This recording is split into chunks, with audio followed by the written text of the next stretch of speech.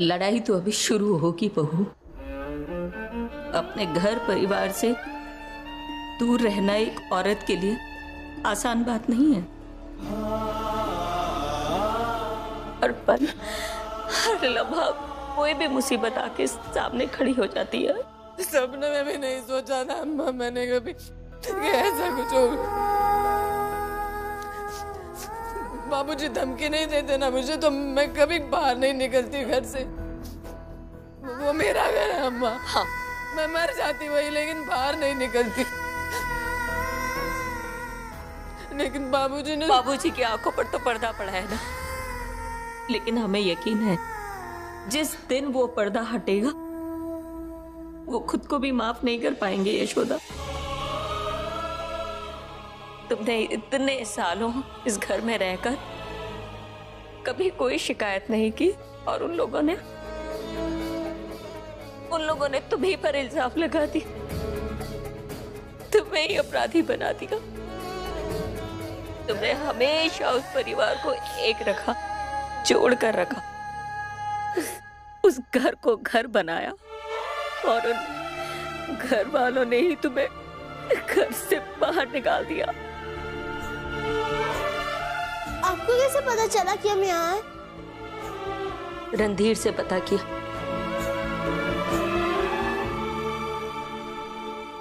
आज तुम्हारा जन्मदिन है यशोदा, तो तुम्हें आशीर्वाद देने आए हैं कि जिंदगी की हर लड़ाई तुम जीतो और हमेशा हमेशा यूं ही सच की राह पर चलो। जो तुम कर रही हो अशोक और उसके परिवार के लिए कोई बहू नहीं कर सकती, कोई पत्नी नहीं कर सकती। भगवान तुम्हें हर काम में कामयाबी दे बहू। खुश रहो। लो दही चीनी खाओ।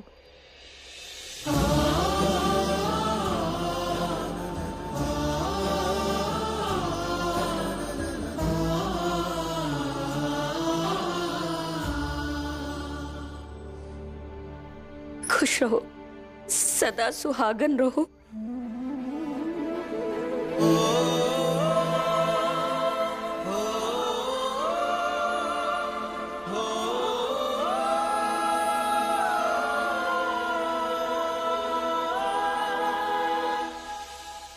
पहले लगता था कि रणधीर अशोक का दुश्मन है, लेकिन उसे देखकर लगता है कि वो एक भला आदमी है। अपने इस इम्तिहान की घड़ी में कभी उसका सहारा लेना पड़े ना तो ले लेना। आदमी बुरा नहीं है वो।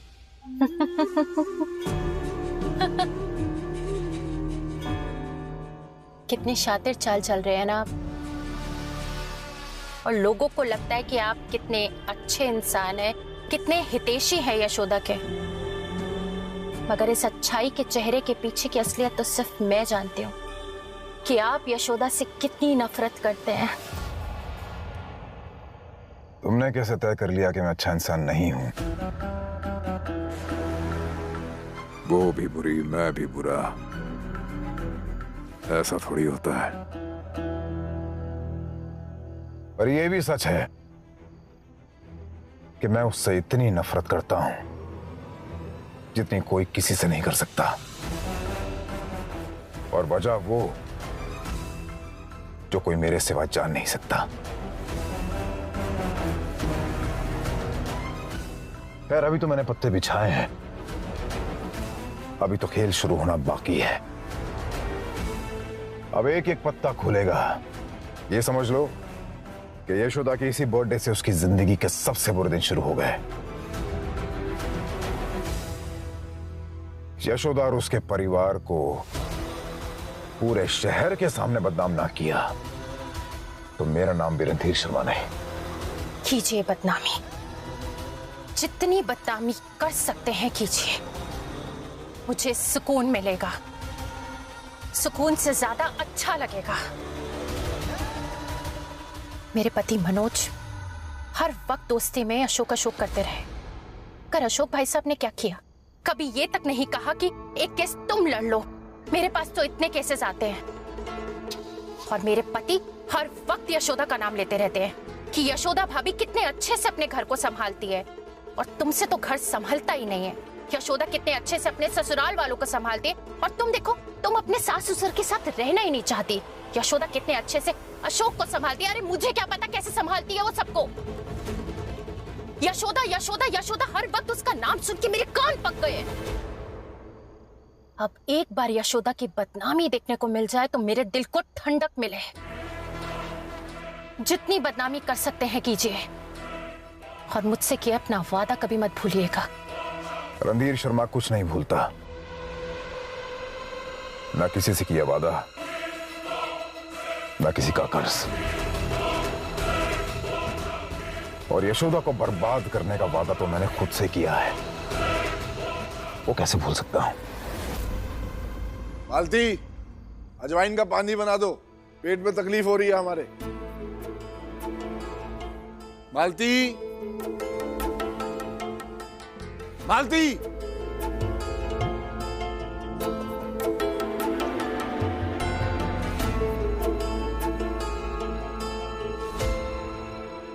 हाँ चली गई। चुप हो जाओ, चुप हो जाओ, चुप हो जाओ। अरविंद, मुन्ना रो रहा है। मुन्ना, हाँ। मुन्ना कुछ नहीं होता। मालती, मालती। अरे अरे अरे, क्या हो गया बाबूजी, काहे इतना टेंशन ले रहे हैं? अच्छा हमें बताइए आपको क्या चाहिए, हम बना के दे देते हैं। अरे कुछ नहीं बिटिया, तुमने मालती को देखा? जाओ जाकर देखो कहीं वॉशरूम में तो नहीं है। वॉशरूम में तो नहीं है, हाँ, लेकिन आपके किए कराए को वॉश करने जरूर गई है।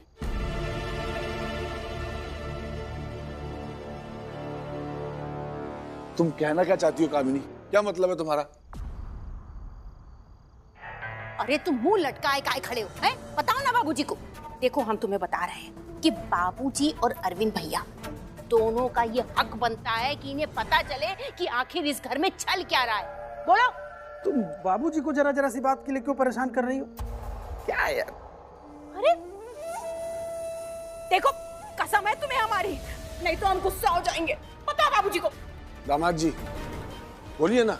कुछ नहीं बाबूजी, हम बाजार से लौट रहे थे तो रास्ते में हमने अम्मा को देखा, वो बस्ती की तरफ जा रही थी और उनके हाथ में कटोरी और चम्मच था। कटोरी और चम्मच इस वक्त? हाँ बाबूजी, इसी बखत है, इसी बखत। आप जानते हैं ना बाबूजी कि हमारी आदत नहीं सुबह नहाने की, इसीलिए हम आपसे कह रहे हैं। अरे तुम तो और तुम आ जाके चुप पे बैठो। हाँ बैठ रहे हैं। आ जाओ। बाबूजी, हमने अम्मा को ना रणधीर के साथ फोन पर बात करते हुए सुना था। हम वहीं पर खड़े थे। हाँ, ये जो रणधीर है ना, इसने यशोदा और उसके बच्चों को बस्ती में मकान दिला दिया है। क्या? हाँ, अम्मा को ये बात पता चल गई, तो बस अम्मा के कलेजे में ना अपनी बहू के लिए प्यार उमड़ पड़ा और चली गई कटोरी में दही और शक्कर लेकर के उसका मुंह मीठा कराने के लिए। अरे कम्मो, वो सास हैं, चली गई होंगी अपनी बहू से मिलने। अरे हद करते हो बंसल जी तुम भी, हैं? घर में इतनी कलह मची पड़ी है, इतना कोराम हो रखा है, उसका कतई भी दुख नहीं है अम्मा के मन में। लेकिन यशोदा रानी की खुशी को शेयर करने के लिए चली गई हाथ में कटोरी लेकर के। हैं? बताओ बाबूजी, ये कोई बात होती है भला? है? बोलो, बोलिए बाबूजी।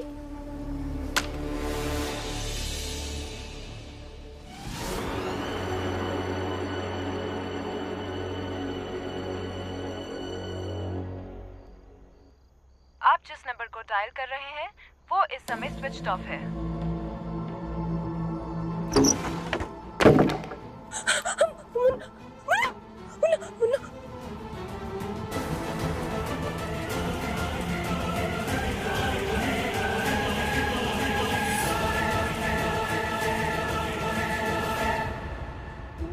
अम्मा, कभी नहीं सोचा था मैंने कि जिंदगी ऐसा दिन भी दिखाएगी कि मेरे घर से, मेरे अपनों से दूर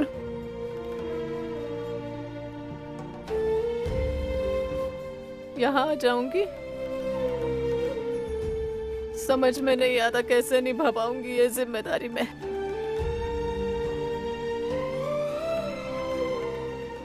बच्चे हैं अम्मा साथ में,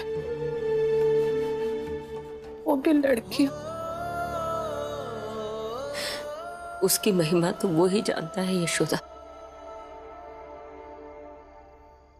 लेकिन तुम्हारा दिल साफ है और वही तुम्हें आगे बढ़ने की शक्ति देगा, तुम्हें हर इम्तिहान से लड़कर जीतने की शक्ति देगा।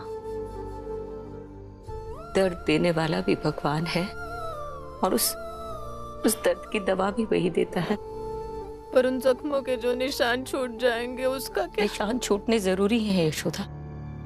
जो छोड़ कर गया है आकर देखे तो सही कि उसने अपनी ही जीवन संगनी को किस कदर घायल किया है।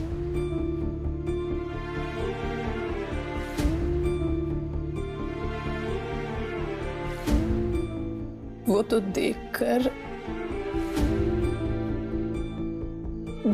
भी अनजान बनकर चला गया। मुझे नहीं लगता उन्हें कोई फर्क पड़ेगा अम्मा। पड़ेगा, यही तो फर्क होता है औरत और मर्द में। औरत में सब कुछ सहन करने की शक्ति होती है, लेकिन मर्द में वो शक्ति नहीं होती।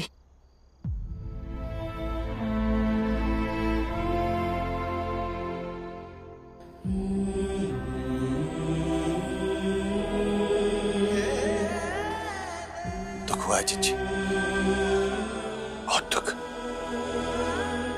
अम्मा से तुम्हारा खून का रिश्ता है ना, लेकिन इसके बावजूद भी अपनी उस बड़ी बहू की ज्यादा फिक्र है उन्हें। और बहू भी वो जिसने हमें बेऔलाद कर दिया, हमारी महुआ को पागल कर दिया। अपनी उस बड़ी बहू से मिलने गई है बिना बताए हम सबको।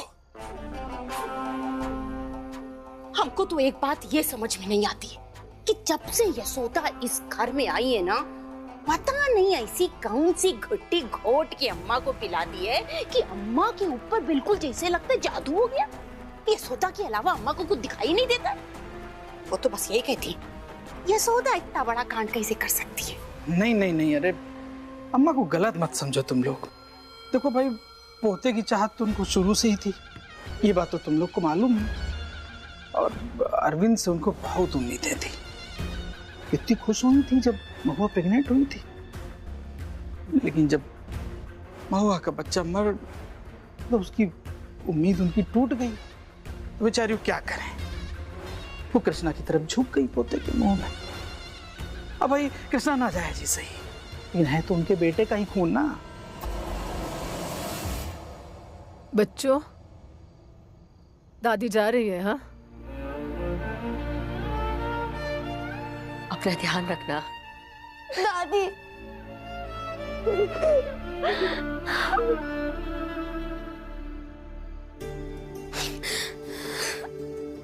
दादी अब वापस आएंगी ना?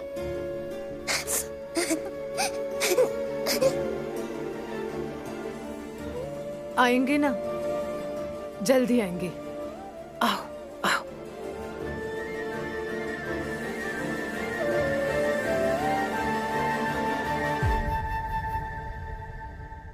कृष्णा, अपनी दोनों बहनों का ध्यान रखना और अपनी दूसरी माँ का भी। जी दादी।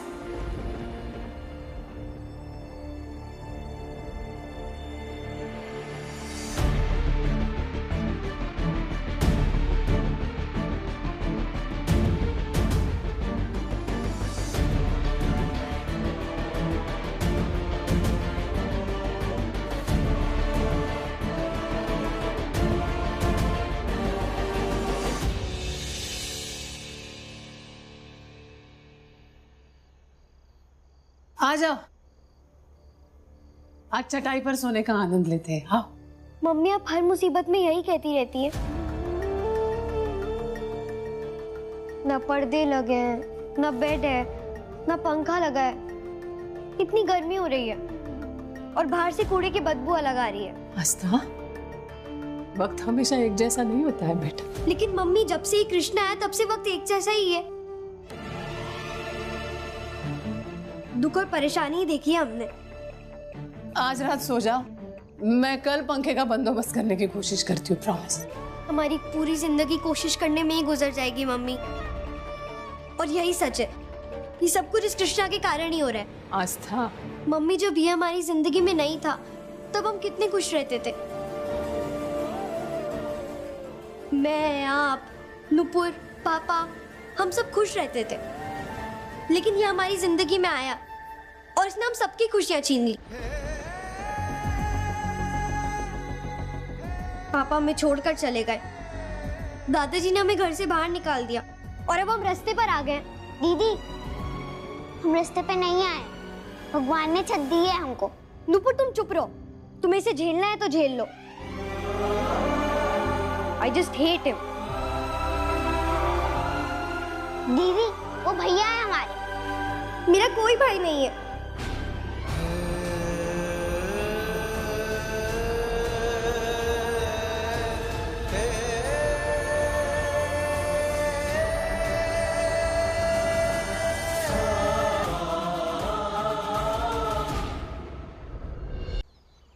कहाँ गई थी? अम्मा, तुमसे ही पूछ रहे हैं, इतनी रात में तुम कहाँ से आ रही हो, बताओ। अम्मा बताइए ना, कहाँ गई थी आप?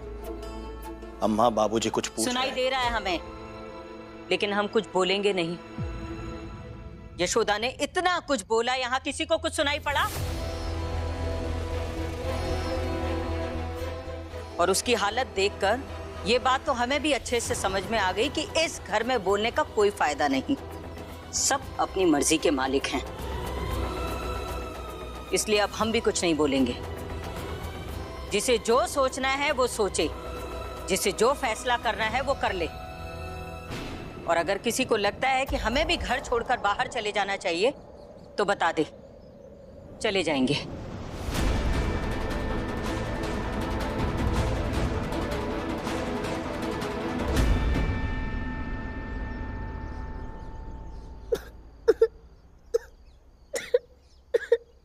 कृष्णा,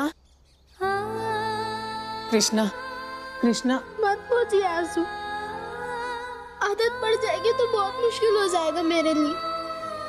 और जिसे आदत पड़ गई है वो क्या करे?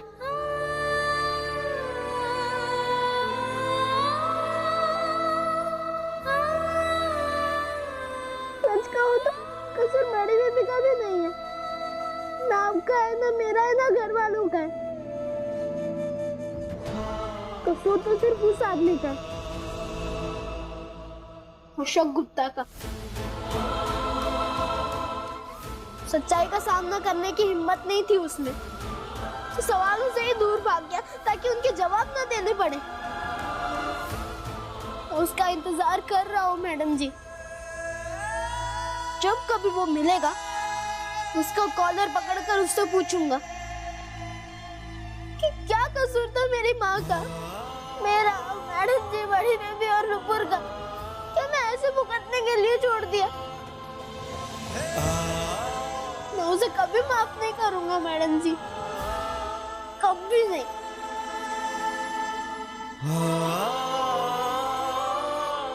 देखिए ना मैडम जी, कैसी बात है। जिस आदमी को हमारे साथ होना चाहिए वो पता नहीं कहाँ है, लेकिन उसी आदमी का दुश्मन हमारी पल पल मदद कर रहा है।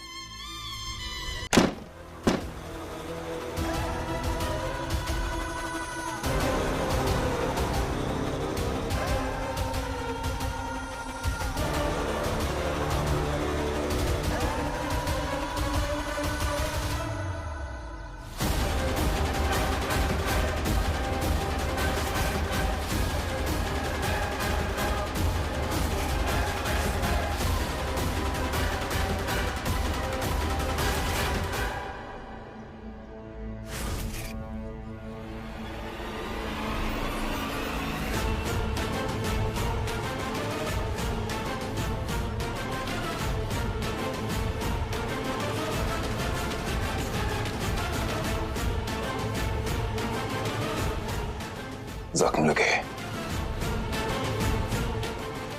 नासूर बन गए, मगर मैंने भी जख्मों को पालना सीख लिया। बहुत इंतजार किया, अब जाके वो इंतजार खत्म हुआ है।